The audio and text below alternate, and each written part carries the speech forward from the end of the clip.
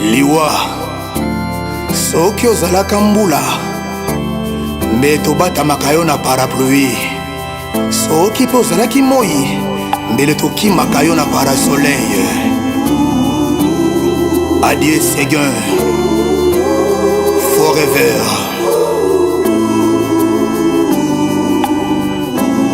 Roger aimait la plaine digitale, plaire Séguin mignon.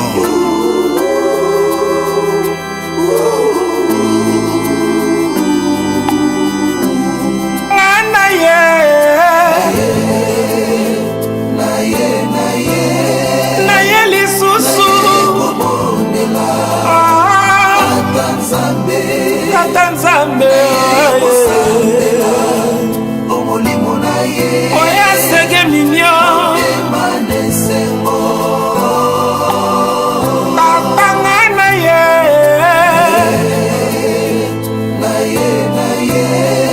ye, lisusu, tata Nzambe, oya Séguin maniata.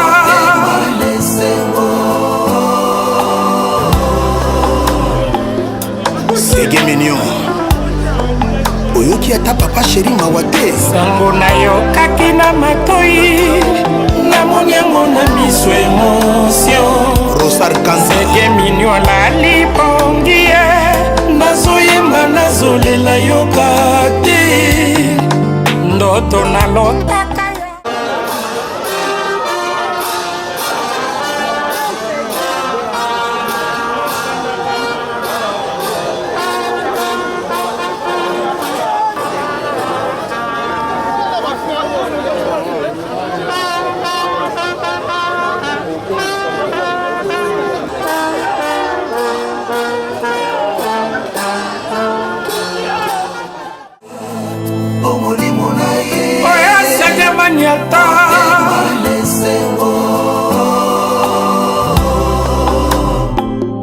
Séguin mignon, oyoki ata papa chéri mawa te. Sango na yo kaki na matoi, namoni yango na miso émotion. Rosar Kanza, Séguin mignon lali pongi ye, nazoyemba nazolela yoka te, ndoto nalotaka ya jipe ebongwani nde torbiarno abongongo.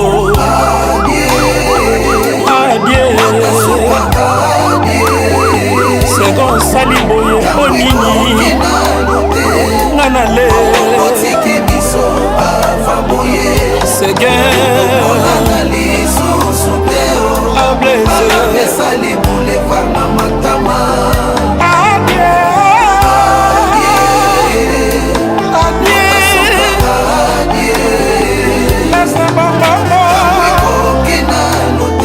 papa na belore Altesse omonana lisusu teo alarme sali boulevard na matama Zuli Zulema nyongwa koki koya azulela opesa ye mokolo kofuta kasi mokolo liwa eyaka eyokaka te moto mawa okena ye wapi ye omemi ye wapi ye okena ye wapi ye Séguin omemi ye wapi ye aiyeli adie olelisi maître puntere yalembela oro magisele maneli mpela leli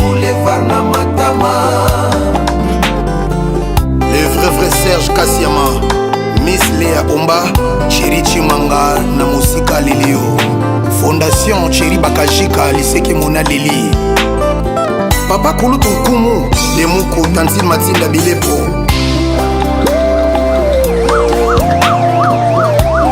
nakakakakura na morgue parfum yoka mulunge yo lamuka malili esila yo na nzoto Séguin mignon nazalaka gouverne Daniel Lumba pesa yo quartier na Gombe opemisa molimo na kimia bile mowe se fololo kadwa jidol se loyembo sege sango na mosika pasi na motema papa chéri alelie bongo azangi nguya ya kose kwisa pesi au revoir Miami so mondo kia séparation sege yo wana yo kei abenga yo tate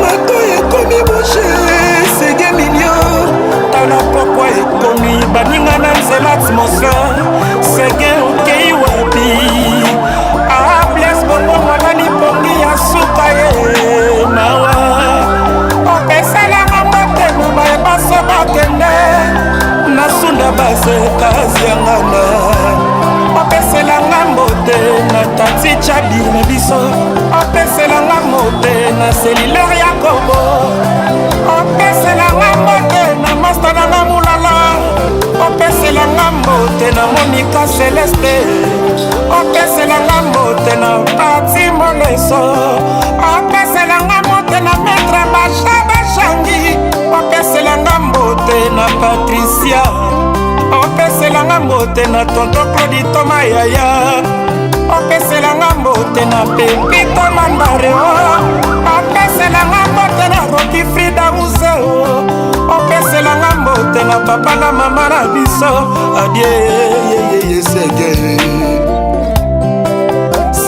mignon lelisi papa chéri sege mignon kawusi dinenda mama mbongo alela yo ndenge nini sege yoleki na ye bomesana na lisana mondule meliwa ememi yo na mboka mosusu sege tokomona na sege papa na bengoge sege dorkase bongo na kiri ya bongongo baleli na nti bongongo la mina bongongo sege leki na yo edi bongongo kulaya azolela Obama Martin Paleli Isaac Boyenge sege opeselanga mbote na tati soleo sege yeye mawe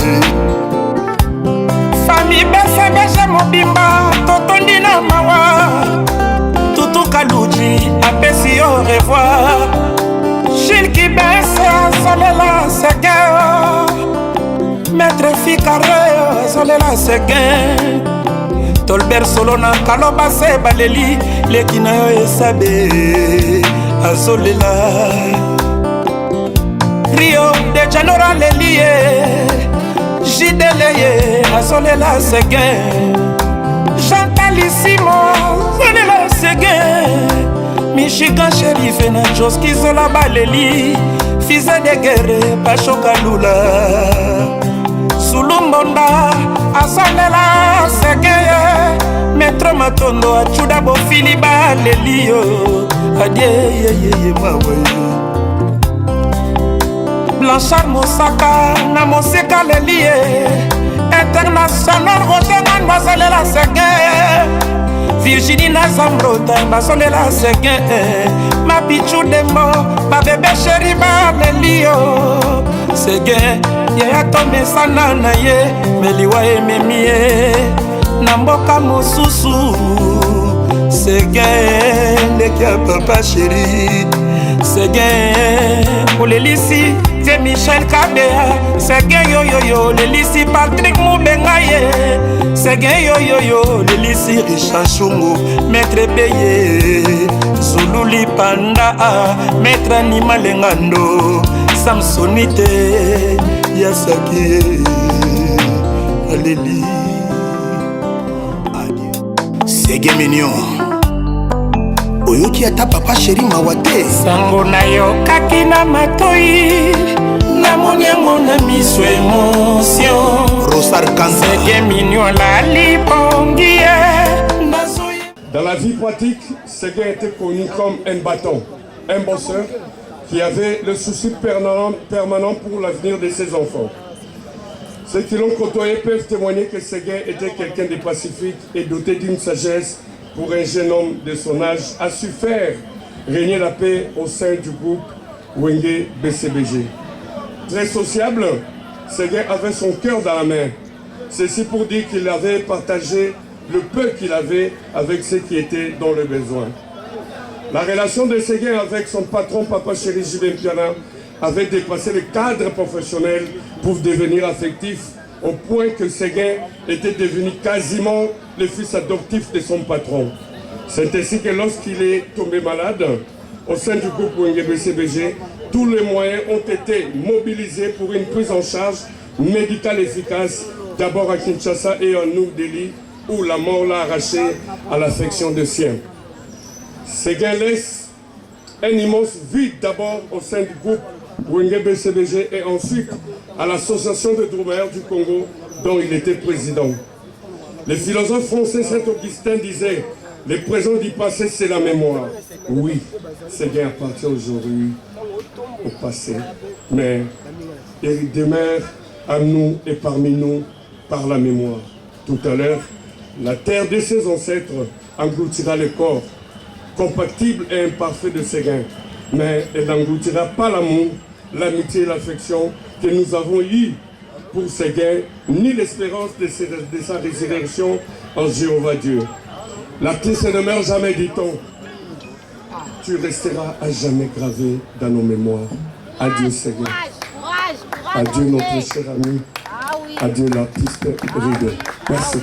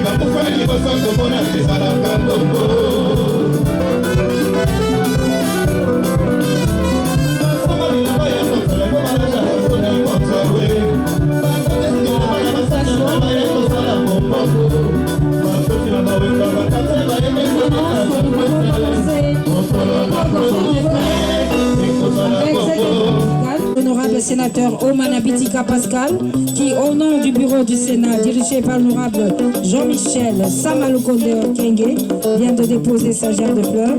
Et nous invitons le député national, l'honorable John Efambe, élu de Nukunga, pour le dépôt de sa gerbe de fleurs. Et pendant que M. John, l'honorable John Efambe, s'apprête, se dirige pour déposer sa gerbe de fleurs, nous invitons le représentant tenu seul pendant tous les problèmes qu'a connu Séguin. D'abord l'accident, l'hospitalisation, le rapatriement en Inde, mais aussi le rapatriement de la dépouille ici à Kinshasa, mais aussi l'organisation de tous ces obsèques.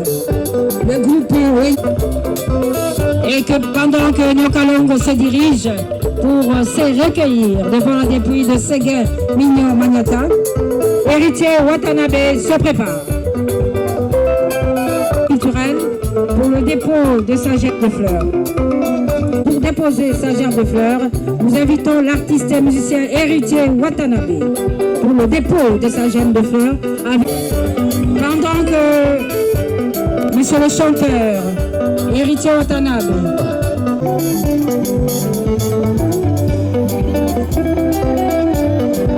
l'artiste musicien Miel de Son pour le dépôt de sa gerbe de fleurs. Miel de Son et le groupe Les Abeilles. Nous invitons également la Balima.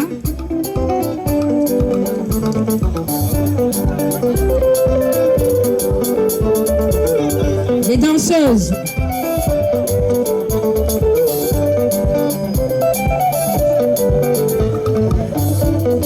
Avec Madame Banso Toteleme Toingela la cathédrale, Bamupe Babelemi, Misa Mali Gobanda,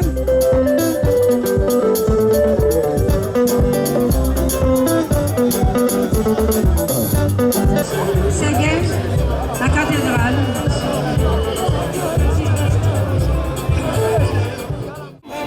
kosalela yoka te ndoto nalotaka ya jipe ya bomwani nde korbiarngo abongongo adie sekon sali boye onini nganale segen ablesali boulevard na matama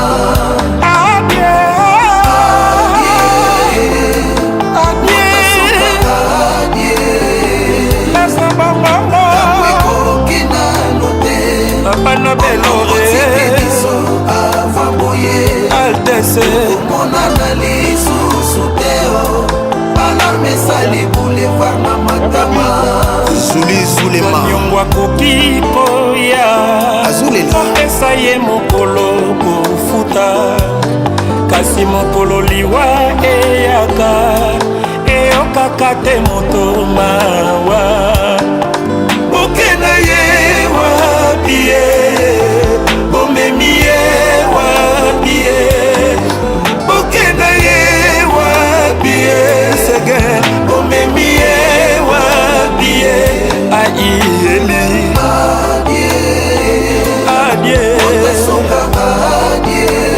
Olelisi maître Puntere Yale Pela Oro Machisele Maneli Pela Leli Le vrai Serge Kassiama Miss Léa Omba Chéri Chimanga na Musika Lilio Fondation Chéri Bakajika Liseki Mona Lili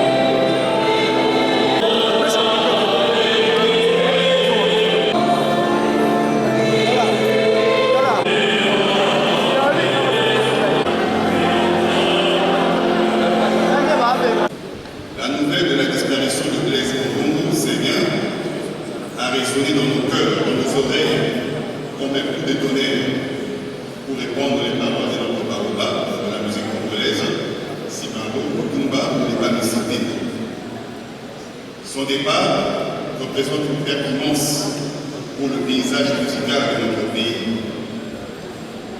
Nous avons appris que Séguin n'était pas seulement un artiste plein de talent, un passionné de la musique et particulièrement de la batterie qu'il maniait si magnifiquement avec ses baguettes magiques.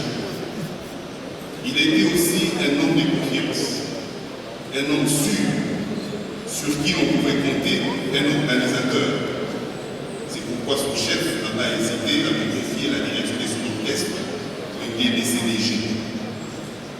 En tant que chef d'orchestre et batteur principal, il était un pilier du groupe, apportant une discipline rigoureuse et une touche unique aux performances de son groupe. En entendant la nouvelle de sa mort, beaucoup ont été saisis de chagrin, d'angoisse et de détresse. Ainsi, celui qui avait tant émerveillé ses mélomanes s'en est allé. Sa voix, que l'on n'avait presque pas l'habitude d'écouter, s'est éteinte.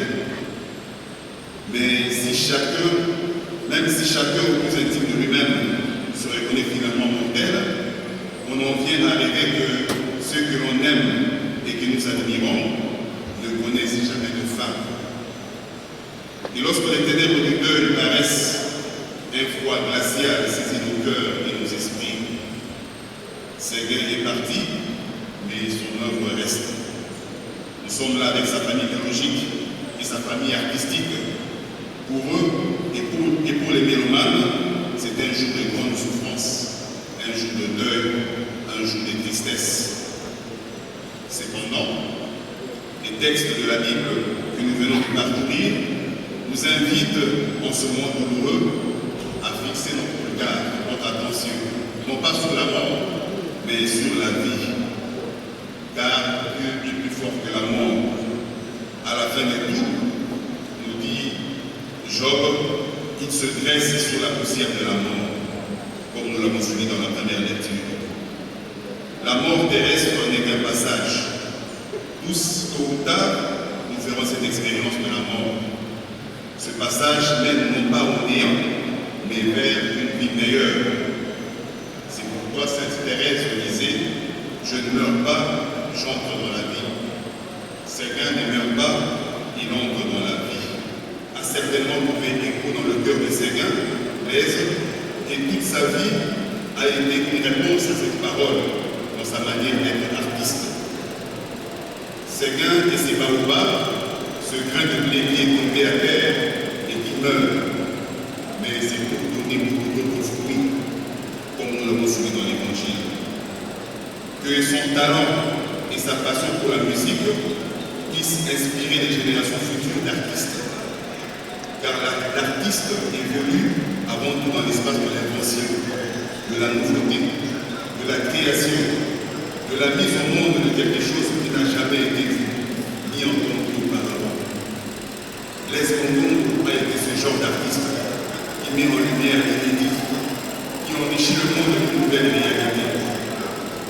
Sa créativité en tant qu'artiste semble donc participer à la passion générative de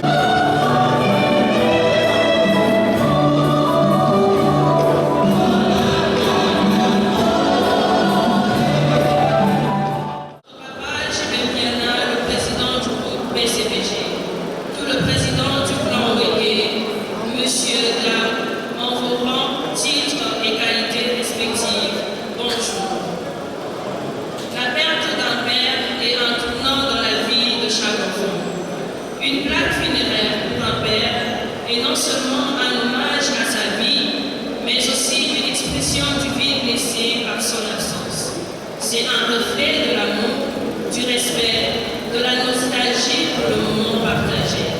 Papa, tu étais notre héros et nous savons que tu veilles maintenant sur nous de la route.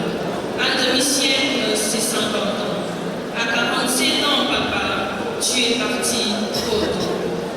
Mais nous gardons à l'esprit que tu es toujours avec nous. En souvenir d'un père aimant et bien-aimé qui a touché tant de vies.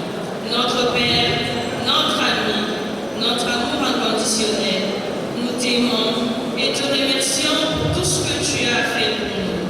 Papa, tu es maintenant une étoile éternelle dans le ciel des vivants.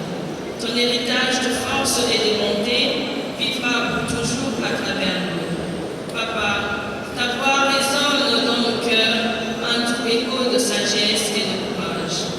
Aujourd'hui, c'est à nous de te dire à quel point tu vas nous manquer pour le reste de nos vies. Tu as été un véritable pilier pour toute la famille. Au quotidien, tu étais l'homme de la situation. En plus d'être un papa aimant, tu étais sensible et généreux. Je ne pourrais finir ces textes sans dire un grand merci à notre papa JB et à notre oncle Bonsar Bongongo d'avoir été d'un soutien inconditionnel pour notre père du début de sa maladie jusqu'à ce qu'il rentre là. Adieu, notre amour inconditionnel, Blaise Bongongo. Telle était la façon affectueuse dont nous avons l'habitude de t'appeler. Que le Seigneur t'accueille dans sa félicité et que ton âme trouve le repos éternel des enfants qui t'aiment à jamais.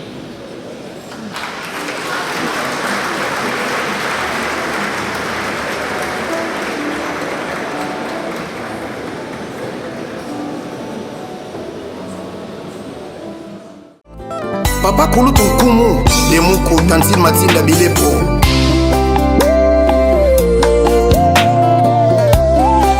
kata kura na morgue parfois yoka mulunge yo lamuka malili esila yo na nzoto sege mignon nazalaka gouverneur Daniel Bumba pesa yo quartier na Gombe opemisa molimo na kimia bile ya moei se fololo kadwa jidol selo yembo sege sango na mosika pasi na motema papa sheri alelie bongongo azangi nguya ya kosekwisa pesi au revoir maya miso mondoki ya séparation sege yo wana yokei abenga yo yokate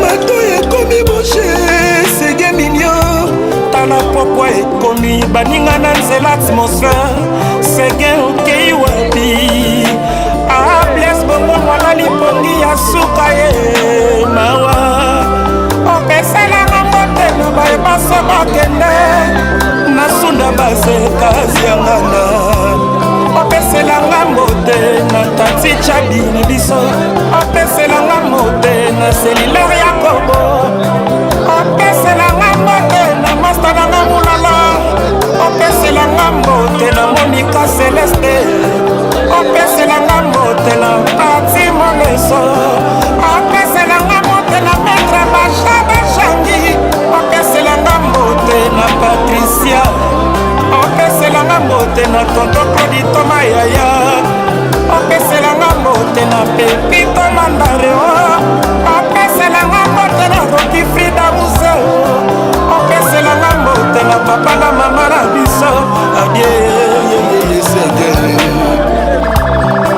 sege mignon lelisi papa chéri sege mignon kawusidile ndama mongongo ale na yo ndenge nini sege yoleki na ye momesanga na lisanga mondule meliwa ememi yo na mboka mosusu sege tokomonana sege papa na bemore sege dorkase bongongo na kiri ya bongongo baleli nanti bongongo bongongo la mina bongongo sege leki na yo edi bongongo mulaya azolela Obama Martin paleli Isaac Boyenge sege opeselanga mbote na tati soleo sege yeye mawe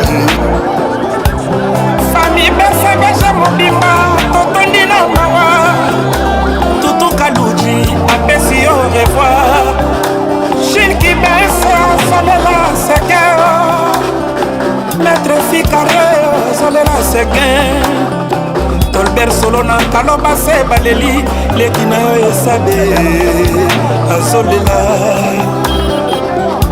Rio de Janeiro lelie jideleye azolela sege Chantalissimo solela sege Michigan Sheriff na Joski zola baleli fils de guerre Pachoka Lula Sulumbonda azolela sege Maître Matondo achuda bofili balelio adie yeye mawe